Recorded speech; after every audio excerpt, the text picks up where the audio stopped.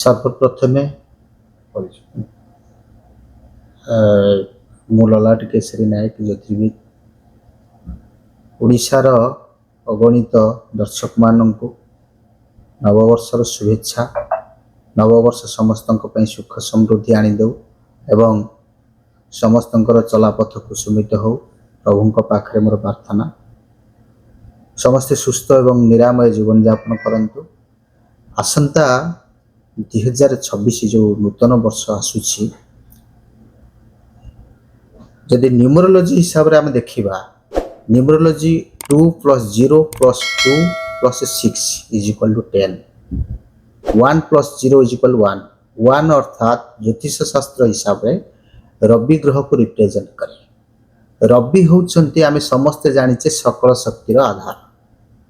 रवि को बिना बा सूर्य को बिना जमती प्राणी जगत अस्तव्यस्त जीव जगत अस्तव्यस्त ठीक सेमती देश बा राज्य कथा जदि आमे विचार करिबा रवि को बिना सबु किछि असंभव। रवि ग्रह कहिले आपणकर घरर मुखिया ग्रामर मुखिया राज्यर मुखिया देशर मुखिया बा परिवार मुख्य को बुझाउଥାଏ। एमाने होचंती रविंकर कारकत्व वहन करती बा पशुमान मध्य जदि सिंह को आमे नबा से मध्य रवि की रिप्रेजेंट करती। आपण देखिबे ये वर्ष देश रे जो भली भाव रे अराजकता दुर्नीति युद्ध विश्व मध्य भी आपण माने देखिया को पाइबे। जेकोसी घटना दुर्घटना घटी विगत वर्ष घटी कारण गत वर्ष मंगलंकर उपस्थिति थिला। मंगल रिप्रेजेंट करुथिले। मंगल होउचंती रक्त, मंगल होउची युद्ध, मंगल होउची दुर्घटना। ए वर्ष शिशु एतटा देखा देव नाही। ए वर्ष मुखिया मानकर प्राधान्यता बढ़िबो। जेमिति कि नेतृमंडली बा नेतृ वर्ग जो माने अछंती आपण देखिबे राजनीति क्षेत्र रे जो माने अछंती सेमानकर प्राधान्यता वृद्धि पाइबो। सेमानकर व्यक्तित्व सेमानकर भाषण सेमानकर बुद्धि विवेक विचार अनुଯାयी सेमाने राज्य शासन करिवे एवं किछिटा शृंखलित एवं मार्जित परिलिखित हो। पूर्व वर्ष भली एतटा विशृंखलित देखा जिवो नाही। एमिति जदि देखिबा भारतर राशि चक्र होची कर्कट राशि। कर्कट राशि रो अधिपति होचंती चंद्र। चंद्र एवं रवि सहित सुसंपर्क थिबारु ए वर्ष भारत रे देखिबे जो शासक दल खूब सुंदर भाव रे शासन करिवे।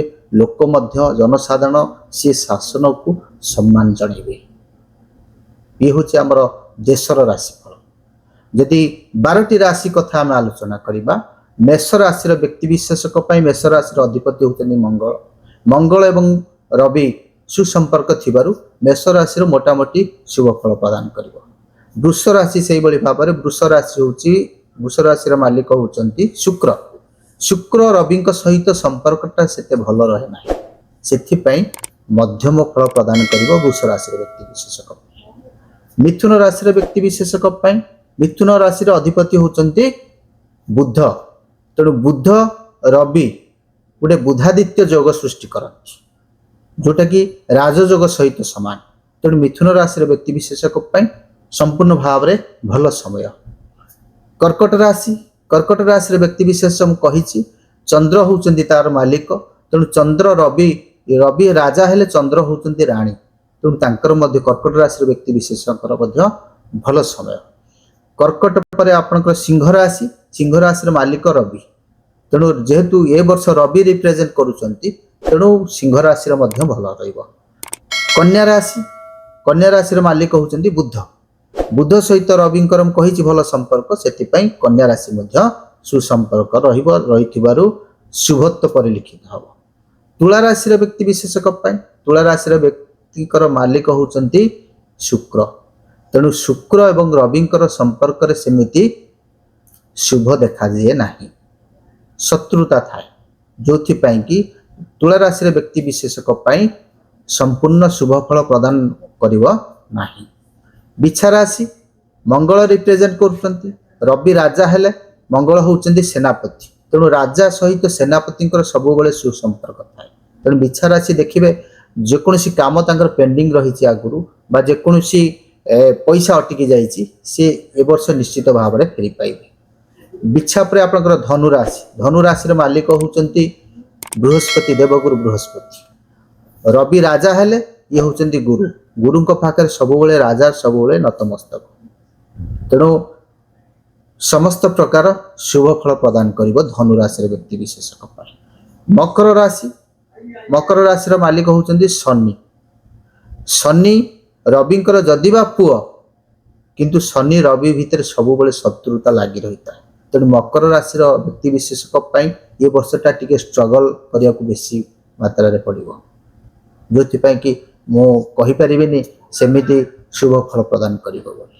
କୁମ୍ଭ ରାଶିର ମଧ୍ୟ ସମାନ ପରିସ୍ଥିତି, କାରଣ କୁମ୍ଭ ରାଶିର ମାଲିକ ବି ଶନି। ତେଣୁ ଶନି ହେଇଥିବାରୁ ଏ ବର୍ଷ ଟିକେ କଷ୍ଟସାଧ୍ୟ ହେବ। କୁମ୍ଭ ପରେ ଆପଣଙ୍କର ମୀନ ରାଶି। ମୀନ ରାଶିରେ ମାଲିକ ହେଉଛନ୍ତି ଦେବଗୁରୁ ବୃହସ୍ପତି। ଯଦିବା ଭଲ ସମୟ ଆପଣଙ୍କର କୁମ୍ଭ ରାଶିରେ ଏବେ ଶନି ଚଳନ, ମୀନ ରାଶିରେ ଶନି ଚଳନ ଥିବାରୁ ବା ଶନି ଅବସ୍ଥାନ କରୁଥିବାରୁ ଶନିଙ୍କର 7.5 ରହିଛି। କୁମ୍ଭ, ମୀନ ଏବଂ ମେଷ ରାଶିର ବ୍ୟକ୍ତିବିଶେଷଙ୍କ ପାଇଁ ଶନିଙ୍କର 7.5 ରହିଛି, ଯେଉଁଥିପାଇଁ କି ଶନି 7.5ରେ ଶନି ହେଉଛନ୍ତି ଧର୍ମର କାରକ, ବିଚାରକ ହେଇଥିବାରୁ ଇଏ 3ଟି ରାଶି କି ସିଏ କର୍ମ ଅନୁସାରେ ଫଳ ପ୍ରଦାନ କରିବେ। ତେଣୁ ମୁଁ ଅନୁରୋଧ କରିବି କୁମ୍ଭ, ମୀନ ଏବଂ ମେଷ ରାଶିର ବ୍ୟକ୍ତିବିଶେଷ ସତ୍ ପଥରେ ରୁହନ୍ତୁ, ସତ୍ କର୍ମ କରନ୍ତୁ, ନିଶ୍ଚିତ ଭାବରେ ତାଙ୍କର ଚଲାପଥ ପୁଷ୍ପମୟ ହେବ।